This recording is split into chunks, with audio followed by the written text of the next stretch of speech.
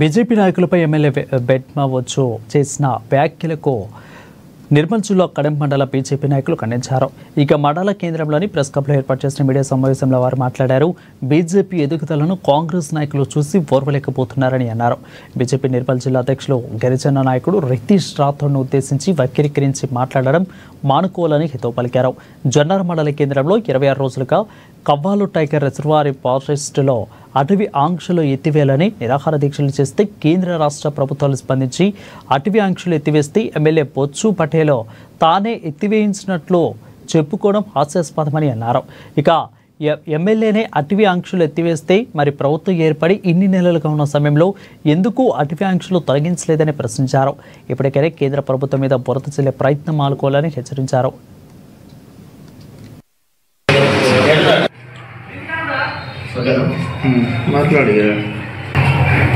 ఖానాపూర్ శాసనసభ్యులు దేశ ప్రధాని నరేంద్ర మోడీపై చేసిన వ్యాఖ్యలను భారతీయ జనతా పార్టీ కడెం మండలం నుంచి మేము ఖండిస్తున్నాం.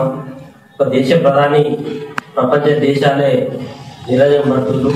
మరి అట్లాంటి వ్యక్తిని చూసి అంగబెట్టి ఇట్లా విద్యుతం అనడం ఎంతవరకు ఎమ్మెల్యేకు సంచితమో అర్థం చేసుకోవాల్సిన అవసరం.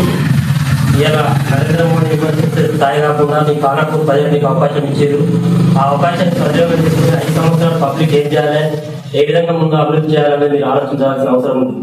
కానీ ఒక దేశ ప్రధాని విమర్శించే స్థాయికి మీరు కాదని ఈ సందర్భంగా మేము తెలియజేస్తున్నాం. రెండో విషయం వస్తే ఖానాపూర్ కాన్స్టిట్యూయెంట్ లో మాజీ ఎంపీ రమేష్ రాథోడ్ గారు తనయుడు రితీష్ రాథోడ్ గారు నిర్మల్ జిల్లా అధ్యక్షులుగా ఇప్పుడు కొనసాగుతున్నారు. అతను కూడా గుండుగాడు బెండుగాడని అనుచిత వ్యాఖ్యలు చేయడం అది సరైనది కాదు. మీరు అంటే మాట్లాడే విధానం మార్చుకోవాలని నేను ఎమ్మెల్యే గారికి డిమాండ్ చేస్తున్నాను.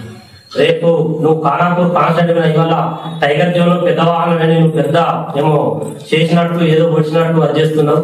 నీతో ఏం కాలే. ప్రజలు స్వచ్ఛందంగా ముందుకొచ్చి అక్కడ మొత్తం ఉద్యమాలు 27 రోజుల నుంచి నిరాదీక్ష చేస్తే ఇలా ప్రభుత్వం దిగొచ్చి వాళ్ళకు రాకపోకలకు అనుమతి ఇచ్చింది. దానికి ఏదో నేను అంతా పోయి మాట్లాడినా, నేను తీసుకొచ్చినా, నువ్వు 27 రోజులు నిరాదీక్ష చేయకముందు నువ్వు చేయనుంటివి. అది నువ్వు చేసిన ఒప్పుకోను. తను అక్కడ ఏం చేసింది ఏం లేదు. అది నువ్వు ఏదో డబ్బు కొట్టుకున్నావు తప్పితే పబ్లిక్ అందరికి తెలుసు అది ఏం జరిగింది. ఎన్నో